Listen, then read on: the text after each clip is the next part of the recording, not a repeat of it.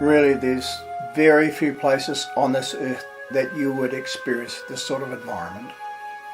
This still, no clouds, quiet, breathtaking environment. It's a very rare and unique experience, believe me. And most other countries would have perhaps planes flying over and that type of thing, or even in the Arctic circles you would still have wind blowing. So, and of course the fabulous night skies were fantastic as well, mind-blowing stuff. And the only movement we actually saw for a week in the Sahara was at night when you would see the shooting stars go across. It's the only movement we ever saw in the Sahara for that week. And it was also noticeable about how when we came across the carcass of this camel, that it was still intact, if you like. It was like mummified.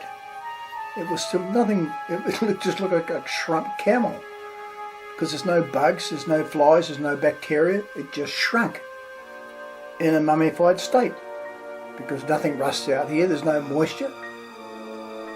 So it was amazing. It just like shrunk in a mummified state. And of course the cold nights are extremely bitter as well, because there's no moisture in the air. -4 degrees centigrade feels like about -20 degrees centigrade. It's bitterly cold, man, because there's no moisture in the air. Anyway, we had travelled a good 250 kilometres that day, so we were pretty pleased with ourselves. Except, of course, my health was not doing the best, apart from the diarrhea that I had. Unfortunately, some of my old ailments began to play up again. Unfortunately, like I say. And the fun factor was severely waning for me. Unfortunately, as I said. I had spent a couple of years in the building industry as a brickish labourer when I was 16 or 17 years old, and I had contracted what was called carpal tunnel syndrome, where you get cramps and pins and needles in your hands from restricted blood flow because of the cramping onto bricks and blocks all the time. You're holding on to these heavy bricks and blocks and lifting them all the time, and your hands are in this cramped position all day long, lifting things, and you get what is known as carpal tunnel syndrome. You get this severe pins and needles in your hands, and you just can't sleep at night. I would hang my arms over the edge of the bed in a normal bed, and I'd be shaking my arms like this, waking up every 5 minutes, shaking my arms like this, trying to get the blood flow into my hands. But you couldn't do that in the combi because there was no place to hang your hands over, so I had to sit up and do that in the combi. Oh, like this at night, or get out of the van and freezing cold and shake my hands like this. Oh, so it was a real problem, man. But well, eventually, of course, years later, it was rectified. What they do, I had it both done to both hands. They just slice down between here and separate the muscles, because the muscles get big when you're lifting things all the time, and you have to separate the muscles to get the blood flow back in. So they sliced down here, and they did it on both my hands. That was rectified years later. But at that point, it was a major problem, man. Shaking my hands all night long, trying to get the blood flow back in my hands. The second thing that happened to me was in the building industry again when I was 16 or 17, was that I jerked up on a full barrel of bricks. I thought, I'll load this barrel up with bricks. So I had about 200 or 300 kilo of bricks in this barrel. I jerked it up, and as I jerked it up, I snapped the base of my spine. The old three broken in 3 places. And that was really giving me grief, man. I jerked up like this, and snapped the old 5 vertebrae 3 places. Oh my goodness. That was the problem.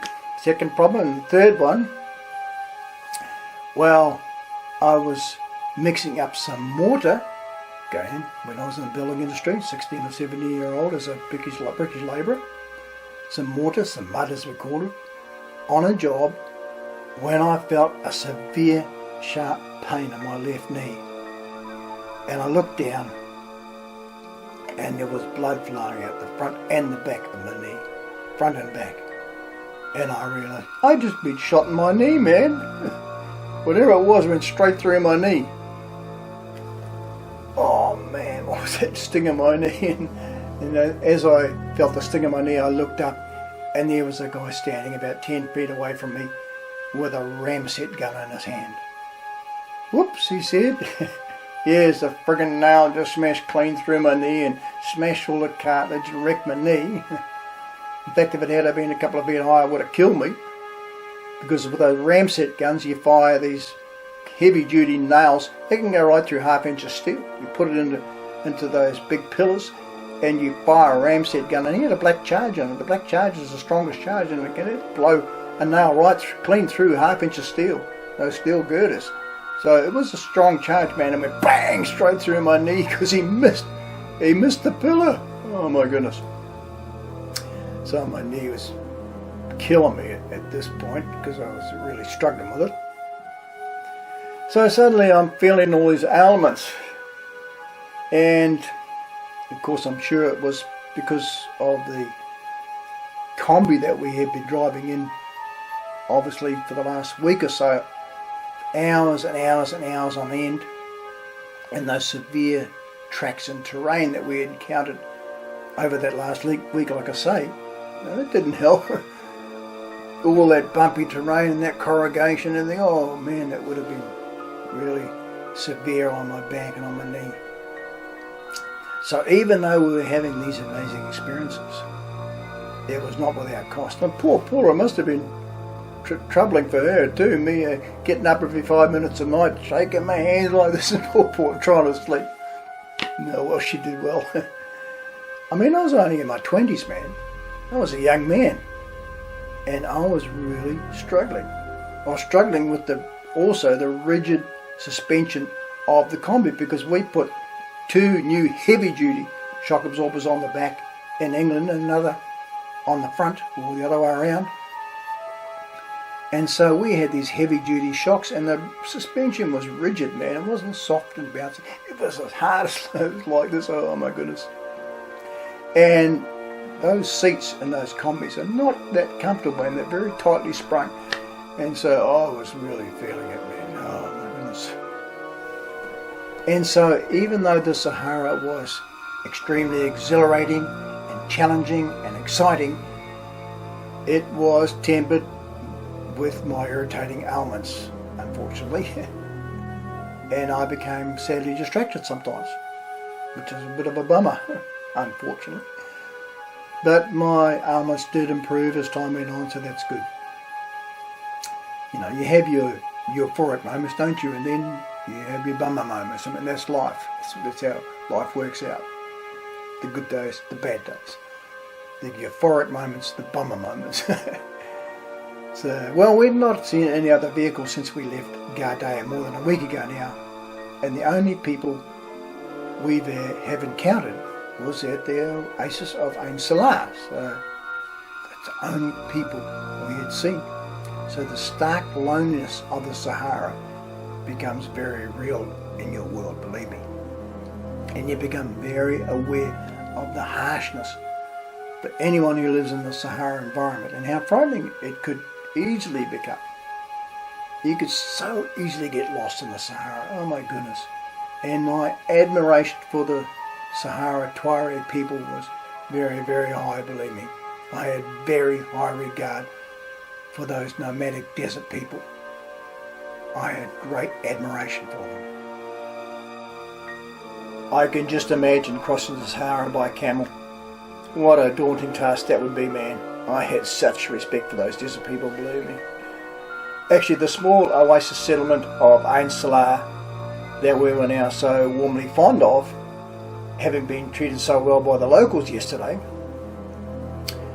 was apparently just 10 years or so earlier manned apparently by the Foreign Legion, so we were informed, who in fact apparently colonised many of those isolated desert oases in the Sahara and made them into Foreign Legion forts. And apparently only 10 years or so earlier, before the Foreign Legion vacated it, desert battles were still raging between Foreign Legion forces and renegade invaders. So Algeria gained its independence in the late 1950s, early 1960s, and there were still desert battles raging even at that point, apparently. So our trip was now getting a lot of historical credence and meaning, which was pretty awesome. And what was to follow in a couple of hours significantly kept the whole historical milestone for us. Oh my goodness, and I would be shaking in my boots. Ooh.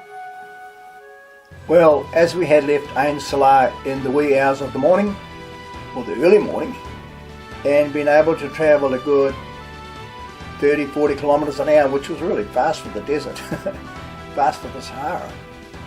By early afternoon, we had travelled, I'd say, a good sort of 250-300 kilometres, which was fantastic. And even though we were momentarily hindered by some sandy sand dune areas for about 2 hours mid-morning, our progress was particularly good that day. So we were pretty happy. And nearing the next oasis of Taman Rasset was quite a possibility before nightfall today, because we were doing so well. The terrain was pretty firm, and quite a few spectacular rock formations were starting to appear, which actually was a little bit intimidating, actually. Quite intriguing but intimidating as well. But we were having the best time of our lives, man. Driving across Sahara Desert in 1972, I mean, what could be better than that? Oh my goodness. Only the slight hint of a track, open spaces forever. Oh man, it's fantastic, man. Such fun. So we continued on for about another 80-90 kilometres when I was suddenly dumbfounded. We started driving along there and all this rubbish was on the side of the track as we're driving along. And I'm going, what is all this rubbish doing in the middle of Sahara Desert on this track, isolated track in the middle of the Sahara, and there's rubbish everywhere? What is this? I thought, what on earth is rubbish doing out here in the middle of the Sahara Desert, an isolated track out in the middle of the Sahara Desert? What is all this rubbish doing here? I was so puzzled by this, man. I mean, these were not someone's vehicle discards, if somebody broke down, that type of thing. They were just random pieces of junk. You kidding me? What's all this about? Well, we just continued to drive on and eventually drove over a small ridge, only to be greeted by a fairly substantial metal road, a stony road. And I couldn't believe it. We were over 400 kilometres from the oasis of Ain Salah by now, and still maybe 150-200 kilometres away from the oasis of Taman Rasset, and the only thing that we'd seen for the last 400 kilometres has been a dead camel. Man, this is weird. What on earth is a metal road doing out here in the middle of nowhere? That's what I thought. So we drove along this metal road, slowly drove over this ridge, and as we drive over this ridge in the middle of Sahara Desert, I am gobsmacked. I couldn't believe what I was seeing. There is just literally rubbish everywhere. What the hell is all this? I thought, has there been a battle here or something? Because there was military equipment everywhere. Military trucks, military jeeps, armoured vehicles, half-track personnel carriers, all this military equipment all over the place. And it was all in perfect order. Nothing had rusted, because nothing rusts in the desert. It's all in perfect order, but it had all been abandoned. So I was just astounded. And also, by this stage, the terrain had become far more dramatic too. We were still driving over these flat, undulating desert plains, but to our right was this huge mountain range, just like plonked in the middle of the desert, like Ayers Rock in Australia is. If you know Australia, it's called Uluru now. Just plonked in the middle of the desert. There's this mountain plonked in the middle of the desert, same thing. Man, This is so intriguing. So we slowly drive down this metal road until I spied a couple of military helmets on the ground. I thought, oh, awesome. So I stopped the vehicle, slowly got out of the combi and walked over to get one of these helmets as a souvenir, naturally enough. I thought, how cool, man, a military helmet from the Central Sahara Desert. Oh, that's fantastic. So I walked over, leant down to pick up this military helmet from the middle of the Sahara Desert, and suddenly the Siafu 8-ton army truck who had been following us blasted their horn. Oh, what? Just as I was about to pick it up, there was this military air horn went off. Blasted me. And Katrina leaned out of the window and yelled, "Don't touch anything! Don't touch anything!" And I said, "Why not? Nobody owns it. Why not?" And she said, "Do you see that mountain just 3 kilometers away?" I said, "Yeah." She said, "I'm pretty sure that is the place where the French nuclear explosion, the nuclear testing program took place. On that mountain, 150 megaton nuclear explosions took place on that mountain, just a couple of kilometers away, just 6 years ago. This whole area will be extremely heavily radioactive. Everything you touch, everything you walk on will be highly radioactive and heavily contaminated nuclear radiation on everything. There will be extremely heavy nuclear fallout contamination on everything here." Oh no! Fortunately I had thongs on and not bare feet, because I've been in bare feet for most of the week actually. This is the first time I think I put my thongs on and my sandals on because of the stony road. Otherwise I would have just been in bare feet. So, oh my goodness, if I had been in bare feet, man, I would have been in deep poo, or radioactivity all over my feet and hands if I had picked up those helmets. Imagine if I had picked up one of those helmets, took it to the van and left it in the van, sitting right next to us, sleeping every night right next to that radioactive helmet for the next 6 months with Paula pregnant. Oh my goodness, what a calamity that would have been. I later learnt that this particular spot that I'm standing on, taking this photo, would still be highly radioactive, highly contaminated more than 50 years later.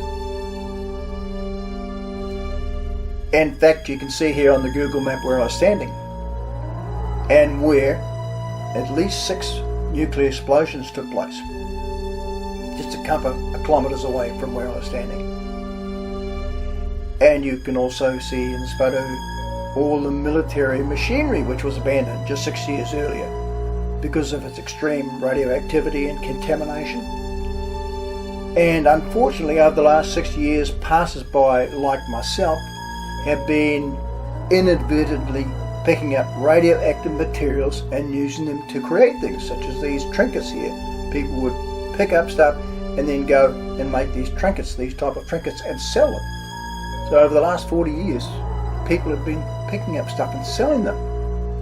And it wasn't until 2006, 40 years later, that the area was actually declared a no-go, heavily radioactive zone and fenced it off. They fenced it off, as you can see here.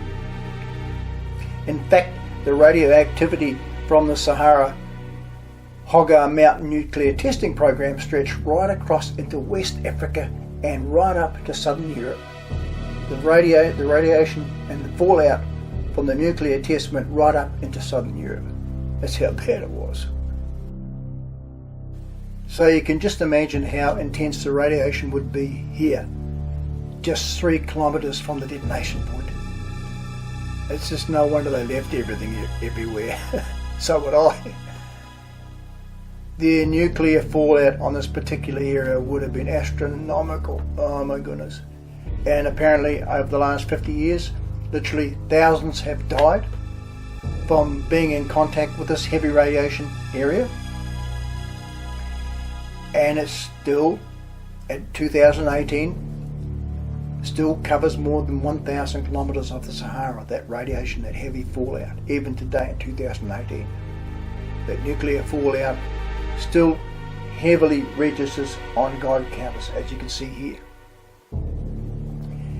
And today as well, 2018, apparently medical evidence has proved that a number of people are still dying from the radioactive fallout, and we were just 3 kilometres away from the destination point. Over a half a dozen nuclear explosions, which were, one of them was more than 10 times stronger than the Nagasaki and Hiroshima bomb, 150 kilotons. So you can imagine it. You can see here this mountain, which is called Kandafella, that's the Arabic name for it, means, I don't know if it means, but another name they have for it is called the Murdered Mountain. That's what they call it. And apparently there was one nuclear test which they did there that actually they really botched it up, and nuclear fallout went everywhere. So, oh my goodness. And there I was, standing there in the middle of this test site, just 3 kilometres from the detonation point, just 6 years after the last detonation. No wonder I got no hair, man. Oh my goodness.